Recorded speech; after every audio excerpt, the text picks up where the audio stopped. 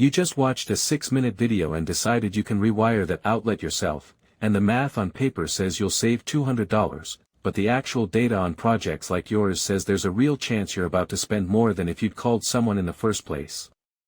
Every home project starts with the same tempting math, laid out clearly on the screen before you've even finished watching the video that talked you into believing you could do it yourself. A professional quotes $400. The materials alone cost $80. The gap between those two numbers looks like pure profit sitting there waiting to be claimed, if you're just willing to put in the time and follow a tutorial. But that comparison only counts what happens when the DIY attempt goes exactly as planned. It doesn't count what happens when it doesn't, and the actual research on how often that happens tells a considerably less flattering story than the tutorial video's confident narrator ever mentions. There are 5 things that actually decide whether DIY genuinely saves you money or quietly costs you more, and once you see them together, a confident tutorial video stops being enough evidence to proceed on. Point 1. What the data actually shows about DIY projects that don't go as planned. Point 2. The categories that consistently work out fine, and the real safety cost that almost never enters the calculation. Point 3. Running the actual expected value math on a real project. Point 4. The permit and insurance risk that can surface years after the work is done. Point 5. Being fair to DIY, the hybrid approach that captures most of the savings, and 2 homeowners who show exactly where the line sits. Let's start with point 1. Point 1. What the data actually shows about DIY projects that go wrong. Let's start with what the data actually shows about DIY projects that don't go as planned, because this is the number the entire comparison actually hinges on.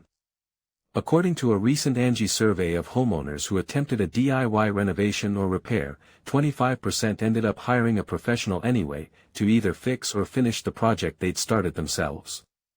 And among those who needed that professional rescue, 86% reported the total cost ended up higher than if they'd simply hired a pro from the very beginning. That's not a small, unlucky minority. That's roughly 1 in 4 DIY attempts requiring professional intervention, with the overwhelming majority of those specific cases costing more in the end, not less, than the original quote the homeowner was trying to avoid paying. Here's the detail that makes this statistic matter even more than the headline number alone suggests. The same Angie research found that only about 5% of homeowners consider themselves genuine DIY experts, while roughly 1 in 4 identify as complete beginners. Most people attempting these projects fall somewhere in between, reasonably handy but without deep, specific expertise in the exact task they're tackling.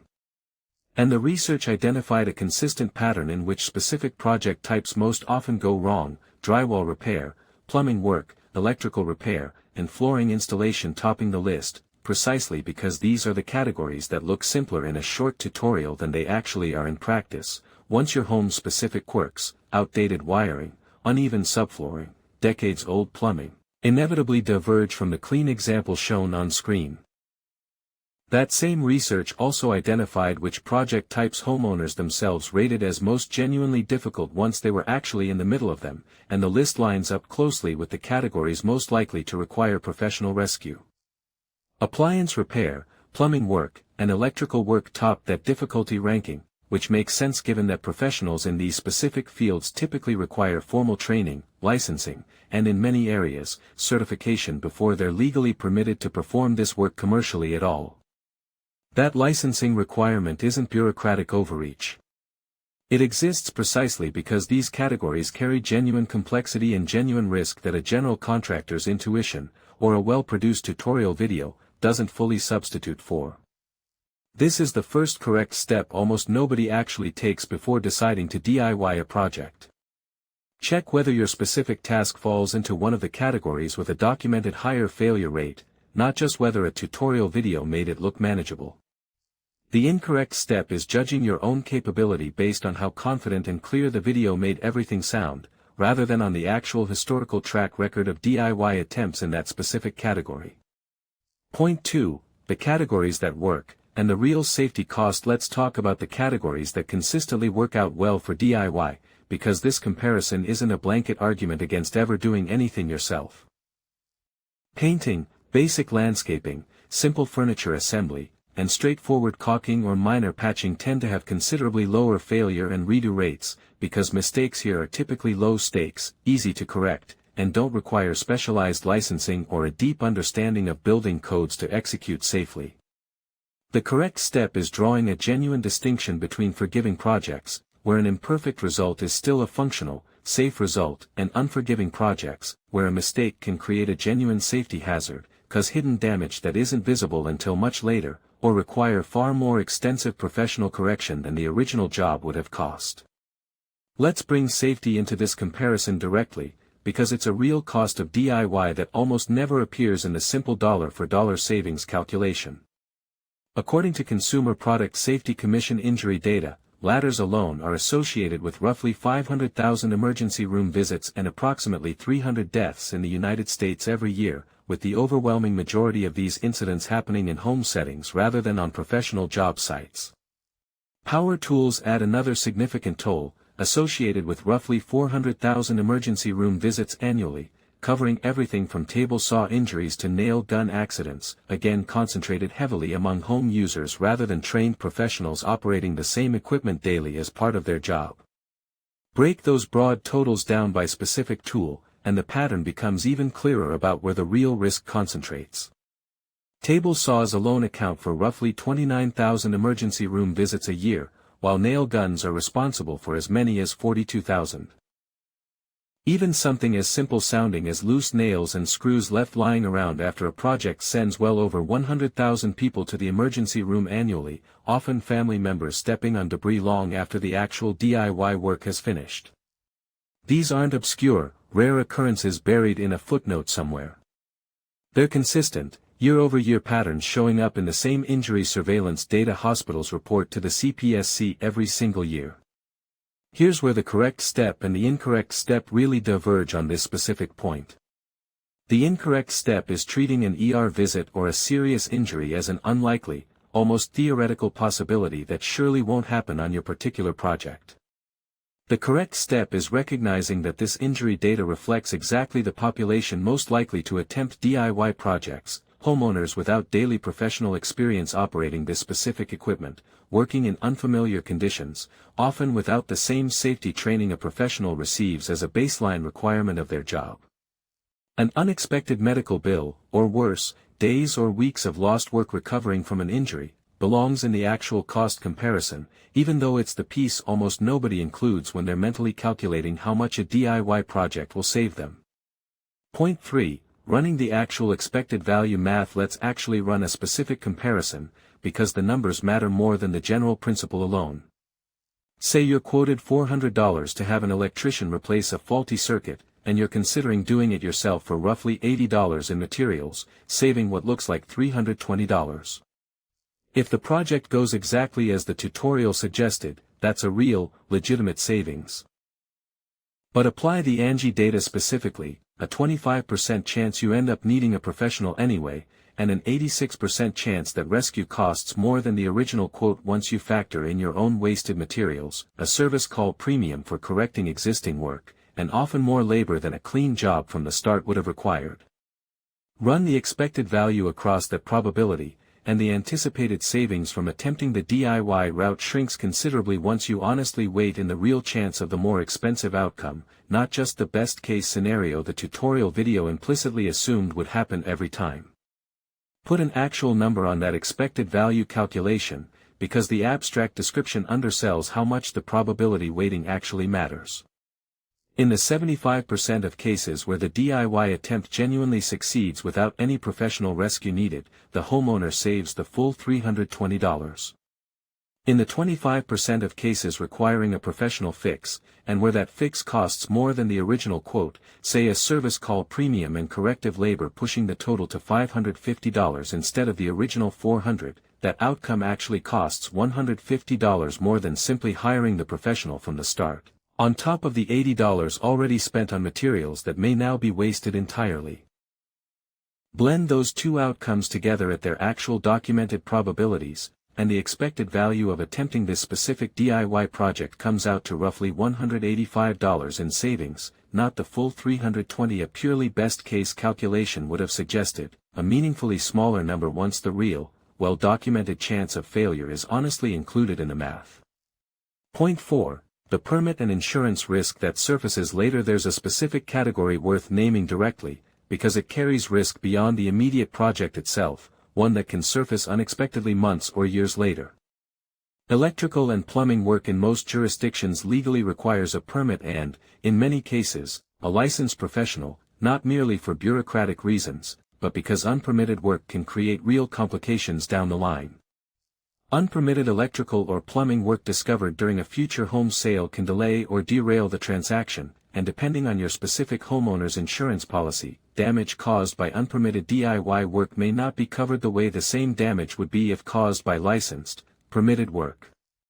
The correct step is checking your local permit requirements and your own insurance policy's language on unpermitted work before starting any project in these specific categories, not discovering the gap only after something has already gone wrong. This risk compounds in a way that's easy to underestimate at the time of the original project. A DIY electrical repair that works fine for years can still surface as a problem well after the fact, during a home inspection ahead of a sale, when an inspector identifies work that doesn't meet code and was never permitted. At that point, the cost isn't simply what the original professional job would have cost, it's often the cost of having the work redone correctly by a licensed professional, plus whatever delay or renegotiation the discovery causes in an active home sale, a considerably worse outcome than either the original DIY savings or the original professional quote would have suggested at the time the work was first done. Point 5. Being fair to DIY, the hybrid approach, and to homeowners. Let's be fair to DIY here too, because it isn't automatically the wrong choice across the board, it's specifically weaker in the categories the data actually identifies as higher risk. For the lower stakes, more forgiving categories, painting, basic yard work, simple assembly, cosmetic touch-ups, DIY genuinely does deliver real savings with low downside risk, and there's real value beyond the dollar savings too, the satisfaction of having done the work yourself, and a genuine opportunity to build skills that make future projects easier and cheaper as well. The correct step is being honest about which category your specific project actually falls into, rather than either avoiding all DIY out of excessive caution or attempting every project regardless of its documented risk profile. There's a middle path worth naming directly here too, because the decision was never strictly binary between doing the entire project yourself and hiring a professional for all of it. Some projects split cleanly into a lower risk portion you can genuinely handle yourself, demolition, painting, basic prep work, and a higher risk portion that genuinely benefits from professional expertise, the electrical connection, the plumbing tie-in, the structural element. Doing the DIY-friendly portion yourself while hiring a professional specifically for the higher risk piece captures much of the savings while containing most of the actual risk to the part of the job a professional is specifically trained to handle safely and correctly the first time. This hybrid approach also directly addresses one of the biggest costs contractors typically charge for, labor hours spent on preparation and cleanup rather than the specialized skill itself. A homeowner who handles the demolition, the surface prep, and the post-project cleanup before and after a plumber or electrician's actual visit can meaningfully reduce the professional's total billable hours, since much of what determines a job's total labor cost is the time spent on straightforward tasks surrounding the specialized work, not exclusively the specialized work itself. The correct step is asking a potential contractor directly whether they'd offer a reduced rate for a job where the prep and cleanup are already handled, rather than assuming the full quoted price is fixed regardless of how much groundwork you're willing to do yourself beforehand. Let's look at two different homeowners to see how this plays out differently depending on the specific project and the specific person involved. Picture someone repainting a bedroom, a project with low stakes if imperfect, no specialized licensing required, and a clear, forgiving learning curve if the first coat isn't perfect. For this person, DIY is very likely the correct choice, delivering genuine savings with minimal downside even if the results aren't gallery quality on the first attempt. Now picture someone considering rewiring a section of their home's electrical panel after watching a few online tutorials, with no prior electrical experience and a home built decades ago with wiring that doesn't perfectly match what any generic tutorial assumed. For this person, the ANSI data on electrical work's high failure and correction rate, combined with the CPSC's injury data on exactly this category of home project, points clearly toward hiring a licensed professional, not because DIY is inherently wrong, but because this specific category carries a documented, meaningfully higher chance of an outcome considerably worse than the original quote they were trying to avoid paying. Neither homeowner is making the wrong call by landing on a different choice. The mistake would belong to either of them treating every home project as equally forgiving, the confident painter assuming the same easy outcome applies to rewiring a panel, or the cautious homeowner avoiding even the lowest stakes projects out of an excess of general caution the data simply doesn't support for that specific category. So which choice is actually correct for your specific project? The honest answer starts with a question that has nothing to do with how confident the tutorial video made you feel. Does this project fall into one of the categories with a documented higher failure and injury rate, electrical, plumbing, structural work, or major appliance repair, or does it fall into the lower stakes, more forgiving category where a mistake is simply inconvenient rather than genuinely costly or dangerous? If it's a lower stakes project, and you're reasonably capable and willing to learn, DIY remains a genuinely sound choice, backed by real savings and low actual risk if the outcome isn't perfect on the first attempt. If it's a higher stakes project, particularly one involving electrical work, plumbing, or anything requiring a permit in your specific jurisdiction, the data on both cost and safety points clearly toward hiring a licensed professional, not out of excessive caution, but because the documented failure rate and the documented injury rate for these specific categories are considerably higher than the confident tutorial video ever discloses. The incorrect step, the one the actual data shows costing homeowners real money and occasionally real physical harm, is judging your own readiness for a project based purely on how manageable a short video made it look, without checking whether that specific category carries a documented history of DIY attempts requiring expensive professional correction. The correct step is checking the actual category-specific data before picking up a single tool, treating your own confidence as a starting point for research, not as the final word on whether you're actually ready. None of this required predicting exactly how your own specific project will turn out, a question no tutorial video can honestly answer in advance either, since every video is filmed under ideal conditions with a home that isn't actually yours. It required one honest look at which category your project actually falls into, one honest accounting of the real costs of a failed attempt, not just the best-case savings, and the willingness to weigh actual injury and failure data against a video's confident narration before deciding you're ready to take it on yourself. That's the entire skill. Most people never apply it, not because the data is hidden, but because nobody ever framed a home improvement tutorial as a decision this much actual outcome data had already been gathered on. You just watched a 6-minute video and decided you can rewire that outlet yourself. Now you know exactly what the real odds on that decision actually look like, and exactly which projects those odds are genuinely worth taking.